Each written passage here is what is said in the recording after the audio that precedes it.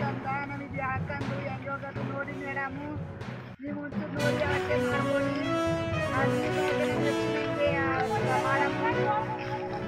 ಯಾವಿರೋದು ಗೊತ್ತಿಲ್ಲ, ಏನಿರೋದು ಗೊತ್ತಿಲ್ಲ. ಅವ್ರದವರೆಲ್ಲ ಭಯ ಆಯ್ತಾ ನೋಡಿ ಸ್ವಲ್ಪ ವ್ಯವಸ್ಥೆ ಮಾಡ್ಕೊಡಿ. ವ್ಯವಸ್ಥೆ ಮಾಡಿ ಮೇಡಮ್.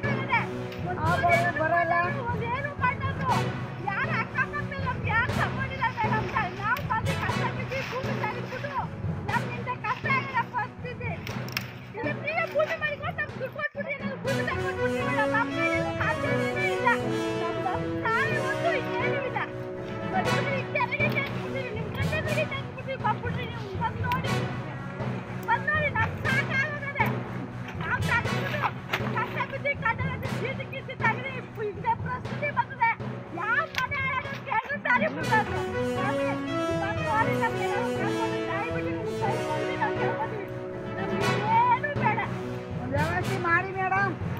ಅಗಂಜಲಿ ನಾವು ಏನಾದ್ರು ನೀರಾಗ ಬಂದು ಮಾಡೋಕ್ಕಾಗಲ್ಲ ಮೇಡಮ್.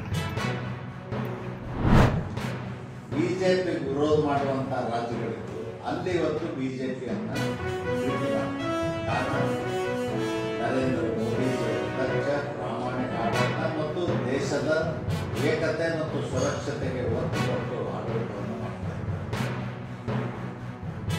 ನಮ್ಮ ನೆರೆ ರಾಷ್ಟ್ರ ಪಾಕಿಸ್ತಾನ ಪದೇ ನಮ್ಮ ಮೇಲೆ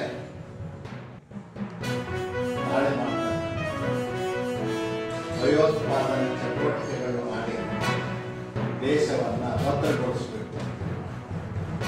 ಜನ ಸತ್ತೋದು, 30-40 ಜನ ಆಸ್ಪತ್ರೆಗೆ ಹೋದ್ರು, ಕಾರುಗಳು ಸುಟ್ಟು ಭಸ್ಮ ಆದವು, ಮೋಟರ್ ಸೈಕಲ್ಗಳು ಸುಟ್ಟು ಭಸ್ಮ ಆದವು, ಜನಜೀವನ ಅಸ್ವಸ್ಥ ಆಯಿತು.